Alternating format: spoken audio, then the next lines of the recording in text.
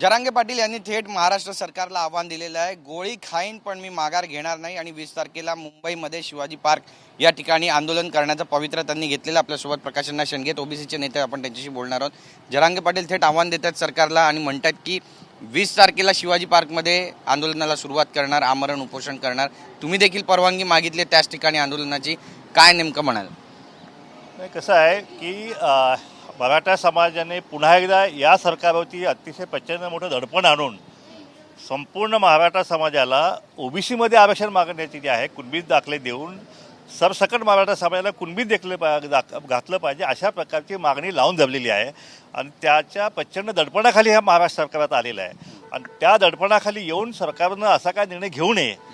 आणि कारण सरकार आम्हाला आश्वासित केलेलं आहे, मुख्यमंत्री शिंदे साहेबांनी केलेलं आहे, फडणवीस साहेबांनी केलेलं आहे, दादांनी केलेलं आहे, सगळ्या पक्षांनी केलेलं आहे की आम्ही ओबीसीला धक्का लावू देणार नाही. परंतु हे इतकं मोठं आंदोलन, आता 3-3 कोटी समाज जो आहे, 10-10 लाख गाड्यातनं जे आहे आणि 100-200 कोटीचं डिझेल पेट्रोल खर्च करून हा गरीब असलेला हा समाज हा या ठिकाणी मुंबईमध्ये ओबीसीमध्ये आरक्षण मागण्यासाठी येत आहे. का garage network great, claim cover great, price wait वाह, प्राइस भी great. Tata AIG car insurance, trusted नाम, फैंटास्टिक नाम. ह्या सरकारने असं का दडपणाखाली येऊन असा निर्णय घेऊ नये म्हणून त्याच दिवशी आम्ही महाराष्ट्रामध्ये संपूर्ण ओबीसी समाज जो आहे तो रस्त्यावरती, ओबीसी भटका विमुक्त बाराबर सगळे जे आहे ते रस्त्यावरची लढाईसुद्धा आम्ही सुरू करणार आहोत. राज्यभर आमची प्रत्येक तालुक्यात आणि जिल्ह्यामध्ये उपोषणं आंदोलन आमची सुरू होणार आहेत. मुंबईमध्ये सुद्धा आम्ही आझाद मैदानावरती आम्ही परवानगी मागितलेली आहे. आजच आमचं पत्र जे आहे, आझाद मैदान आम्हाला मिळावं अशी परवानगी आम्ही मागितलेली आहे. जर मराठा समाजाला मुंबईमध्ये आंदोलन करायची परवानगी जर मिळत असेल तर ओबीसीला सुद्धा आंदोलन जे आहे या ठिकाणी मिळालं पाहिजे. आम्ही या ठिकाणी मुंबईमध्ये आगरी, कोळी, कुणबी हे जे आहेत, भंडारी आहेत, वंजारी आहेत, धनगर, जवळपास 50 लाख जे आहेत ओबीसी या ठिकाणी सगळ्या झोपडपट्ट्यामध्ये सगळे भटके विमुक्तच आहेत. महाराष्ट्र मुंबईमध्ये सुद्धा 50-1 लाख या ठिकाणी ओबीसी बांधव आहेत. त्यामुळं आमचंही आंदोलन जे आहे तितकंच तीव्र आणि प्रखर असेल. आणि या सरकारला जे आहे, आणि हे आमचं आंदोलन जे आहे, जोपर्यंत आमची मुख्य मागणी जी आहे की जातनिहाय जनगणना जी आहे ती जोपर्यंत करत नाही आहे आणि मराठा समाजाला जे काय तुम्ही निधी दिला आहे तेवढा निधी आम्हाला देत नाही आहे, तोपर्यंत आमचं आंदोलन जे आहे आता थांबणार नाही. बरं, मागासवर्गीय आयोगाबद्दल जो काही निर्णय होतोय आणि जे काही निर्णय घेतले जात आहेत त्याच्याशी तुम्ही सहमत आहात का? त्याबद्दल तुमची भूमिका काय?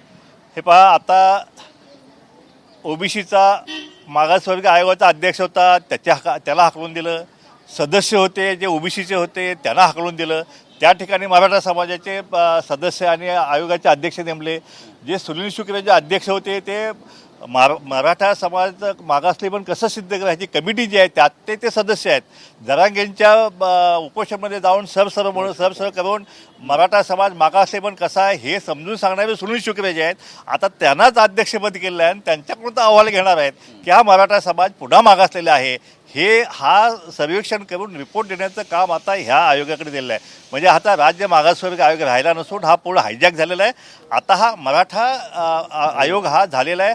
आता हे तर ठीक आहे, अध्यक्ष बदलले, सदस्य बदलले, पण आता तर चक्क मागासवर्गीयाचे निकषच बदललेले आहेत. म्हणजे इतकी धक्कादायक आणि भयानक घटना जी आहे या म्हणजे घटनेची पायमल्ली जी आहे या देशाच्या इतिहासात कधी कुठे झालेली आम्ही पाहिले नाही आहे. घटनेची पायमल्ली म्हणताय, पण याच्या विरोधात आवाज उठवणार का ओबीसी नेते म्हणून? नक्कीच आम्ही त्या विरुद्ध आम्ही आवाज उठवणार आहे. आम्ही मुख्यमंत्र्यांना भेटणार आहोत. हे आम्हाला मुळीच मान्य नाही. आणि अशा प्रकारे हे जे निकष आहेत, हे इंदिरा साहनीच्या केसमध्ये सुप्रीम कोर्टाने 11 निकष आहेत इंडिकेटर जे आहेत ते ठरवून दिलेले आहेत. ते बदलण्याचा अधिकार जो आहे तो आता ना राज्य सरकारला आहे, ना आयोगाच्या अध्यक्षाला आहे, ना सदस्याला आहे. त्यामुळं हे आम्ही कुठल्याही परिस्थितीत ह्याला आम्ही चॅलेंज केल्याशिवाय आम्ही राहणार नाही. धन्यवाद आमच्याशी बोलल्याबद्दल. तर प्रकाश आंबेडकर यांनी थेट सरकारलाच आव्हान दिलेलं आहे. त्यासोबतच मागासवर्गीय आयोगाचे निकष बदलले जात आहेत आणि हे निकष जर बदलले गेले तर मात्र आम्ही त्याला न्यायालयामध्ये चॅलेंज करू असं सुद्धा त्यांनी म्हटलेलं आहे. त्यासोबतच ओबीसींच्या मेळाव्यासाठी, ओबीसींच्या आंदोलनासाठी आझाद मैदान या ठिकाणी त्यांनी 20 जानेवारीला परवानगी मागितली आहे. मुंबई पोलीस, महाराष्ट्र सरकार याबद्दल काय निर्णय घेणार पाहणं महत्त्वाचं ठरेल. कॅमेरा पर्सन रोहन पवारसह गिरीश गायकवाड, TV9 मराठी, मुंबई.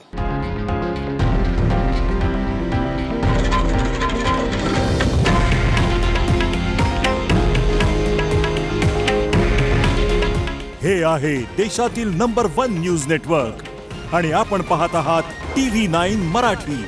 काळजी तुमची, हित महाराष्ट्राचं.